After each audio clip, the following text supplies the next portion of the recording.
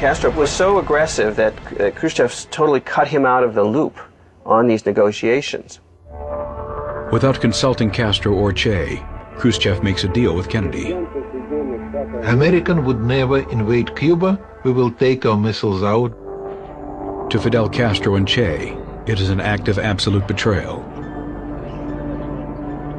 I mean, it was Che who was the first Cuban official, face-to-face with a Soviet official, to kind of basically read the Soviets the riot act.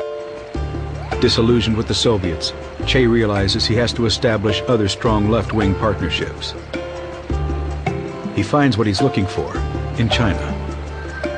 You have the extreme revolutionaries, Maoist, and Che Guevara, he belonged to this extreme. Che is impressed by Mao Zedong's plans to take China from an agrarian society to a modern communist one. Che wants to do the same for Cuba. He has an ideal vision of the new socialist man, one who contributes for the greater good, not personal profit. Now in our Cuba, work is acquiring a new meaning and is done with a new joy. The idea was to create a new man who was willing to sacrifice himself on behalf of others, to build a socialist paradise through hard work and dedication. He very often even slept in his office. And even famous visitors remark finding him there, sometimes asleep on the floor. He instituted a volunteer labor program whereby on his only free day he would go off to cut cane himself. He urges his colleagues to do the same. He became renowned in Havana as a bit of a party pooper. His wife Aleda and their 4 kids are also subjected to his rigid ideology. He was austere and severe at home. He refused to let his wife Aleda have the benefits of his ministry car. She had to take the bus. If she was given a gift by a foreign dignitary, she had to return them. Che also has other more adventurous campaigns in mind. Che wanted to focus much more on international revolution.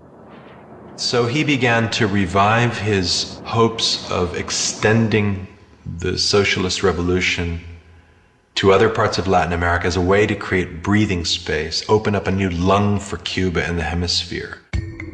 He began to be seen increasingly by the Soviets as a kind of dangerous radical who was pro-Chinese. They were critical of him with Fidel. Che realizes the situation in Cuba is getting complicated and starts making plans to leave. Che understood that Fidel was entirely now dependent on the Soviet Union economically, and it was up to him to sally forth and revolutionize the socialist world. To succeed, he will have to confront the Soviets, risk his relationship with Fidel Castro, and put himself on the front lines.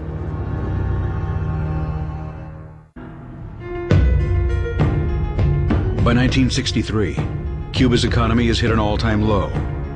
Che Guevara's plans to propel the country forward have failed.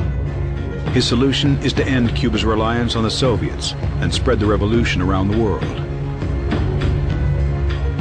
Che became increasingly disenchanted with the way things were shaping up to be in Cuba as a Soviet satellite. August 1964. The Lyndon Johnson administration's attention is diverted from Cuba to Vietnam and the increasing turmoil in Africa.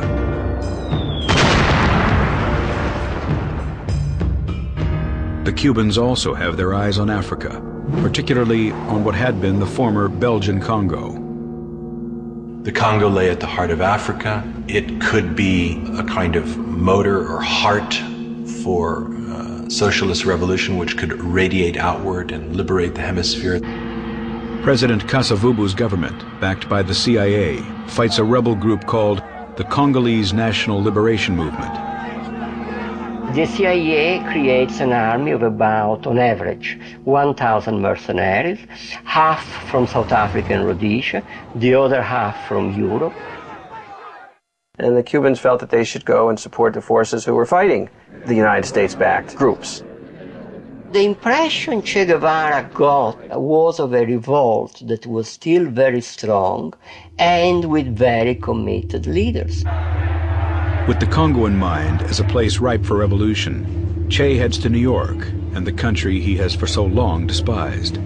He came to the United States in December of 1964 and addressed the United Nations. Total de los artefactos termonucleares y apoyamos la celebración de una conferencia de todos los países del mundo para llevar a cabo estas aspiraciones de los pueblos. Wearing the green fatigues of the revolution, he criticizes the U.S. involvement in Vietnam and the conflict in the Congo. Next, an appearance on Face the Nation. Che continues to the North African city of Algiers, where he makes a speech openly criticizing the Soviet Union. Che, in essence, broke his sword with the Soviets. When he returns to Havana, Che and Fidel Castro have a closed-door meeting. Having blasted the Soviets, who were, after all, the hand that fed Cuba, having bitten them in the hand, Fidel had to say, Che, I think it's time you go. And I think Che said, I think it's time too.